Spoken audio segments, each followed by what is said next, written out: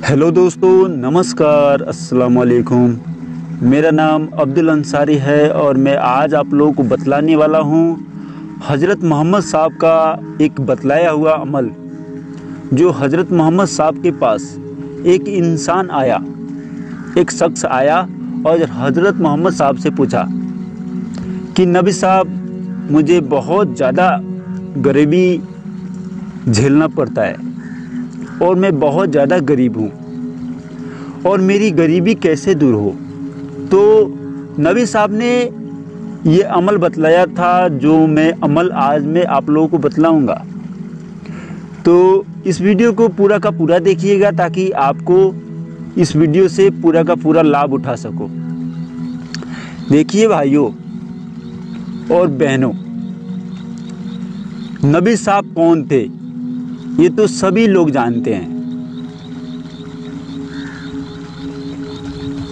ये सभी धर्मों के इंसान, चाहे जिस भी धर्म में हो, वो इंसान जानता होगा नबी साहब को कि नबी साहब कौन थे। नबी साहब दुनिया के आखिरी नबी हैं और उनके बाद कोई नबी नहीं आया। और उनके बाद क्यों कोई नबी नहीं आया, इसका रहस्य जानने के लिए पूरा का पूरा वीडियो ये देखिएगा। देखिए भाइयों, इस दुनिया संसार में जब भी कोई संत और महात्मा आते हैं, जो पूरे फ़कीर होते हैं, जो मुर्शिदे कामिल होते हैं, जो सच्ची बात को बतलाते हैं लोगों के पास, उनका लोग विरोध भी करते हैं। उसी तरह मोहम्मद साहब भी थे। उस समय के वो महात्मा थे, वो समझ लीजिए थे कि वो पूरे फ़कीर थे, जो उन्होंने अल्लाह ताला को पाया था उस समय में। और उस समय में अच्छा क्या है बुरा क्या है वो जानते थे। और लोगों के पास जा जाकर, घरों में जा जाकर, पैरों पे गिर गिर कर, और उन्होंने मिन्नतें कर कर कर अपना धर्म स्थापित किया था। और उन्होंने बतलाया था कि ये सही है, ये गलत है, ऐसा करोगे तो नरक में जाओगे, ऐसा करोगे तो जन्नत में जाओगे। देखिए, इतिहास गवाह है कि जब जब इस धरती पे संत महात्मा कोई फकीर आए हैं तो लोग उनका विरोध करते हैं, उनकी बातों को लोग नकारते हैं। और उनके साथ भी यही हुआ।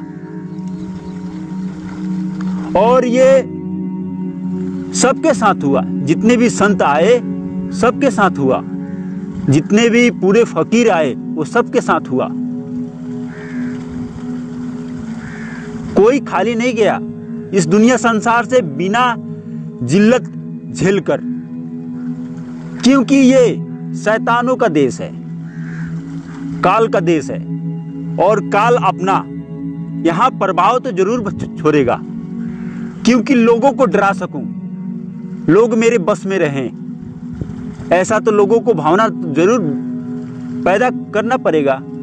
और जो संत महात्मा होते हैं, जो पूरे फकीर होते हैं, जो अल्लाह ताला को प्राप्त करते हैं, वो किसी चीज से निर्भय होते हैं। वो जानते हैं सही क्या है, गलत क्या है। तो देखिए दोस्तों, नबी साहब इस दुनिया के आखिरी नबी थे और उनके बाद क्यों नहीं कोई दूसरा नबी आया, मैं ये बतलाता हूँ। देखिए,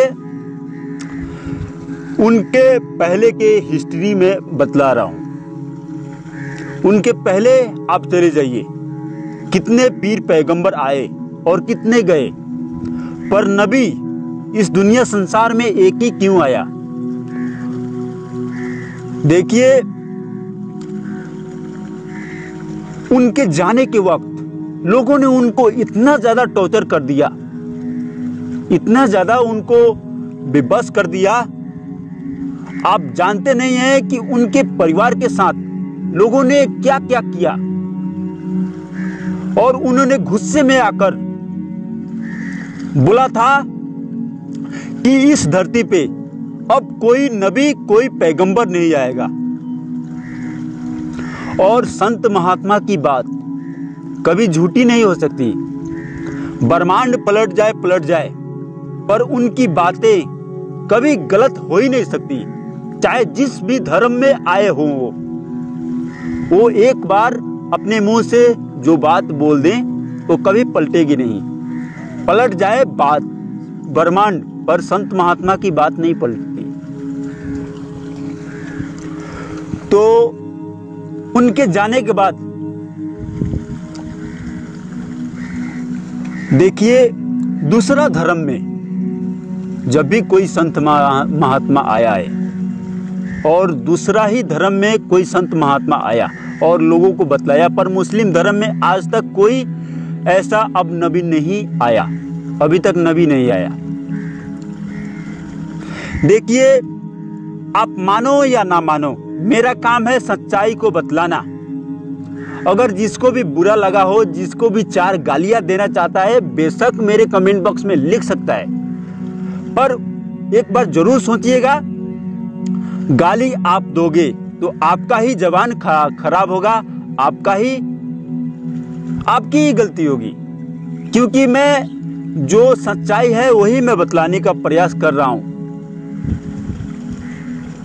देखिए भाइयों और बहनों, इस दुनिया संसार में आप ही देख लीजिए, वो सूरज भी उगता है तो उसके पास बैर नहीं रहता कि मैं हिंदू के शरीर पे लग रहा हूँ, रोशनी दे रहा हूँ, कि मुस्लिम के शरीर पे रोशनी दे रहा हूँ, या सिख या ईसाई के शरीर पे रोशनी दे रहा हूँ। और हम इंसानों के अंदर कितना ज़्यादा भेदना भाव रहता है कि मैं वो मुस्लिम है, ये हिंदू है, ये है, ये वो है, कितना ज़्यादा भेदना भाव रहता है। क्योंकि ये काल माया का देश है और काल अपना पसारा कर दिया है कि इस दुनिया संसार से कोई बचकर निकलने ना पाए। देखिए, आप घर बनाते हो, मकान बनाते हो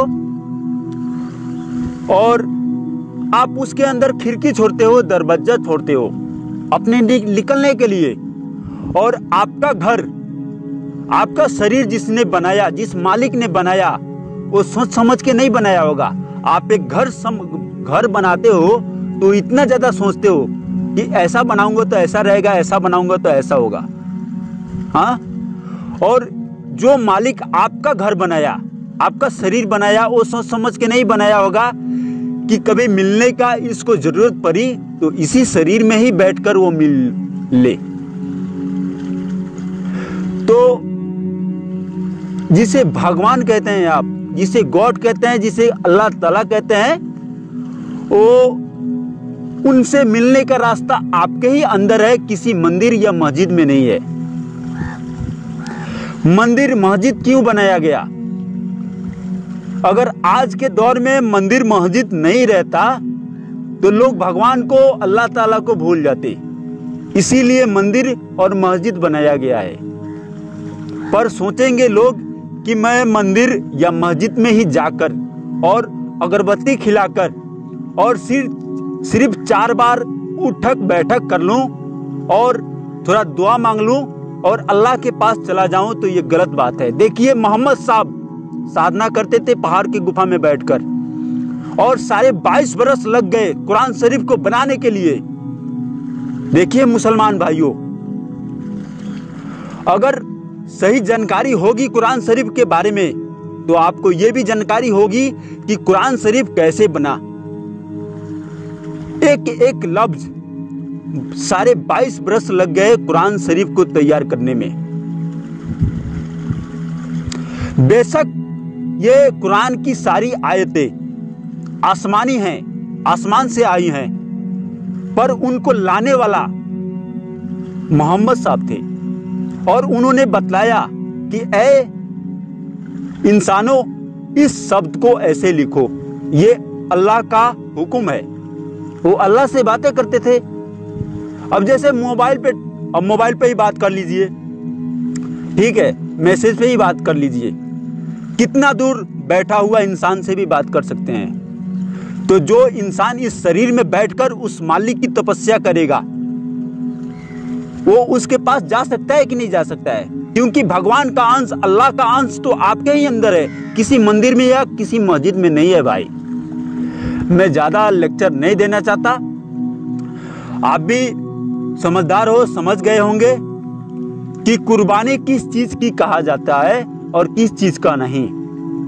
देखिए, बेशक आप जैसी कुर्बानी करोगे वैसा आपको फल मिलेगा। देखिए, मैं आज आपसे 100 रुपये उधार ले लिया तो मुझे चुकाना पड़ेगा या नहीं पड़ेगा? और जिसका जान का सदका आप ले रहे हो अपने ऊपर, वो भी तो अपना हिसाब मांगेगा, जरूर एक दिन मांगेगा। मैं ये नहीं कह रहा हूं कि कुर्बानी करना गलत है, गुनाह है, मैं ये नहीं कह रहा हूं, पर आप जैसी कुर्बानी करोगे वैसा फल मिलेगा आपको। आप बेशक आप किसी का जान हत्या कर रहे हैं, किसी को मारकर, और आप कुर्बानी का नाम दे दिए, तो आपको भी उसका कर्ज जरूर अदा करना पड़ेगा। ये दुनिया का रूल है, क्योंकि अल्लाह का अंश सभी जीवों के अंदर है और आपके भी अंदर है। और वो अल्लाह कभी नहीं चाहेगा कि मेरे रूहों पर तू जुल्म कर, तू उसको मारकर अपने कब्रिस्तान में दफन कर ले। इसको कुर्बानी नहीं कहा जाता। देखिए भाइयों, समझने वाला इंसान, कुछ इंसान ऐसे भी होते हैं कि सही बात को गलत साबित करने में लगे हुए रहते हैं कि नहीं, यही सही है, यही सही है, यही सही है। आप जानते नहीं, ये काल का देश है, काल माया का देश है, और काल आपके सर पे बैठकर कैसी कैसी बातों का अनुभव भी करा सकता है, बोल सकता है यही सही है, यही सही है। पर आप अपने दिमाग से भी सोच सकते हो, एक बार अपने बच्चे का थोड़ा सा भी खरोंच लग जाए तो आपको बर्दाश्त नहीं होता। और जिस मालिक की अंश सभी जीवों में है, सभी जीवों में है, सभी रूहों में है, सभी के अंदर है, उस पे आप जुल्म करोगे तो आपको वो मालिक छोड़ देगा। आप उसका भी कभी ना कभी वक्त आएगा, ये बात नहीं है कि नहीं आएगा। तो देखिए भाइयों, मैं यही कहूंगा कि कुर्बानी करनी है तो अपने मन की बुराइयों को कीजिए, उसको कहा जाता है असली कुर्बानी। ठीक है, अपनी मन में जितनी भी आपके अंदर बुराई है, कुर्बानी के दिन उसको छोड़ दीजिए कि हे अल्लाह ताला, हे पाक परवरदिगार, मैं आज ये आपके दरगाह में, आपके चौखट पे आज मैं ये कुर्बानी कर रहा हूं कि मेरे अंदर ये बुराई है और इस वक्त से मैं ये बुराई कभी भी नहीं करूंगा। इसको कहा जाता है कुर्बानी। अब किसी जानवर को मारकर और उसे कुर्बानी का नाम दे दो और अपने कब्रिस्तान में दफन कर लो, वो कुर्बानी नहीं कहा जाता। भाई एक बात समझ लीजिए, कुरान शरीफ के हदीसों को आप गलत साबित करने में लगे हुए हैं, भूल कर भी आपको अल्लाह ताला माफ नहीं करेगा। कुर्बानी लिखा है, मैं ये नहीं कह रहा हूं कि कुर्बानी नहीं लिखा, पर किस चीज की कुर्बानी की जाती है और किस चीज की नहीं, ये आप भी खुद डिसाइड कर सकते हैं, अपने दिमाग से सोच सकते हैं कि मेरे बेटे को, मेरे बच्चे को कोई मार देता है तो मुझे अच्छा नहीं लगता है। और जिस मालिक की अंश, जिस भगवान अल्लाह ताला गॉड की अंश सभी रूहों के अंदर है, सभी जीवों के अंदर है, उसको आप मार कर, काट कर और उसको कुर्बानी का नाम दे दो, ये बहुत ही गलत है। इसका इंसाफ आपको देना पड़ेगा, बिल्कुल देना पड़ेगा। तो चलिए दोस्तों, मैं अब ज्यादा भाषण नहीं देना चाहता। बेशक जिनको गाली देना चाहते हैं, बेशक मेरे कमेंट में गाली लिख सकते हैं, मैं उनको स्वागत करता हूं। अल्लाह ताला आपकी हर मुराद पूरी करे। मैं यही कहता हूं, अल्लाह ताला आपकी हर मुराद पूरी करे, क्योंकि जैसा इंसान होता है वैसा ही सोच होता है। जो इंसान जैसा होता है वैसा ही सोच होता है। अब कोई गाली देने वाला इंसान होगा तो बात बात पे ही गाली उसके मुंह से निकलता है, तो बेशक मुझे गाली दे सकता है, मैं उसको दुआ ही दूंगा। ये बात नहीं है कि मैं उसको बद्दुआ दूंगा। देखिए, तो चलिए मैं वो अमल बतला देता हूं जो नबी साहब के पास एक शख्स आया तो उन्होंने ये अमल बतलाया था। अब मैंने भी कहीं सुना था, किसी मौलवी साहब के जुबान से सुना था। अब मैं भी ये नहीं जानता कि ये कितना सही है कितना गलत है। अब उनके मुख से सुना था तो मैं आपको बतला रहा हूं। आप कर सकते हैं, इसका लाभ उठा सकते हैं।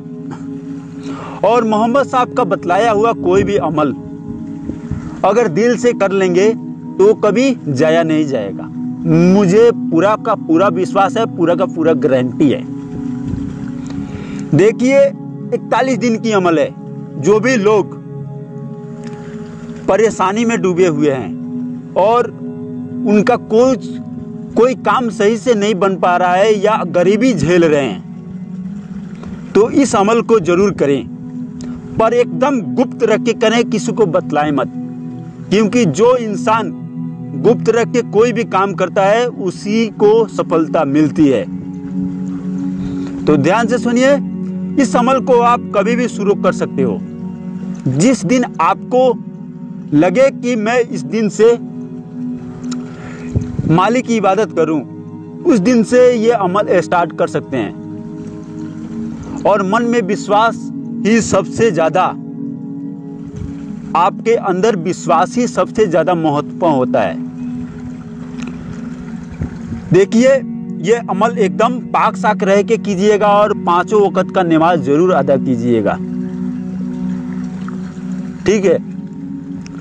और ये अमल 41 दिनों की है। 41 दिन आप करें और इसका लाभ देख लें, स्वयं आपको पता चल जाएगा। पर गुप्त रख के करें, किसी को बतलाएं नहीं। इसका फायदा आपको दिखाई देने लगे तो किसी को बतलाना मत कि मैंने ये अमल किया था, ठीक है।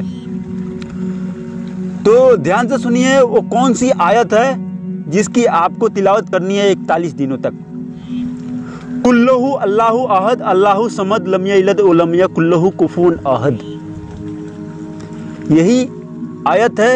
इस आयत को कम से कम 11 तस्बीह आपको जाप करनी है। और इससे पहले एक तस्बीह आपको इस आयत को पढ़ना है, अर्रफी अर्रफी अर्रफी। एक तस्बीह पहले इस मंत्र को, इस आयत को, ये मंत्र नहीं है, ये आयत है, खुदा का नाम है, अर्रफी अर्रफी अर्रफी। इस आयत को पहले एक माला कीजिएगा और उसके बाद 11 तस्बीह कुल्लहु अल्लाहु अहद अल्लाहु समद इसको कीजिएगा। पर इन दोनों को पढ़ने के पहले आपको 3 मर्तबा दुरूद शरीफ जरूर पढ़ लेना है। और फिर ये दोनों खत्म हो जाए तो आखिरी में दुरूद शरीफ जरूर पढ़ लेना है, ठीक है भाई। और जब भी आप घर में घुसें तो अपने दाहिने कदम को पहले घर में रखें। और आपको उतने दिन पाक साक रहना है और किसी को बुरा नियत नहीं सोचना है कि ये इसका ऐसा हो जाए, ऐसा हो जाए, ऐसा हो जाए। बुरी नियत, जो बुरी नजर वाले होते हैं उनका ही मुंह काला होता है भाई। तो बेशक इन बुराइयों से बचें। तो उम्मीद करता हूं कि आप लोगों को वीडियो अच्छी लगी होगी। तो वीडियो अच्छी लगी होगी तो मेरे चैनल को लाइक भी कर सकते हैं, सब्सक्राइब भी कर सकते हैं और शेयर भी कर सकते हैं। और जिनको अच्छी नहीं लगी, जो गाली देना चाहते हैं, बेशक मेरे कमेंट बॉक्स में मुझे गाली भी लिख सकते हैं। मैं उनके लिए स्वागत करता हूं। तो मैं फिर मिलूंगा नेक्स्ट वीडियो के साथ। नमस्कार, अस्सलाम वालेकुम।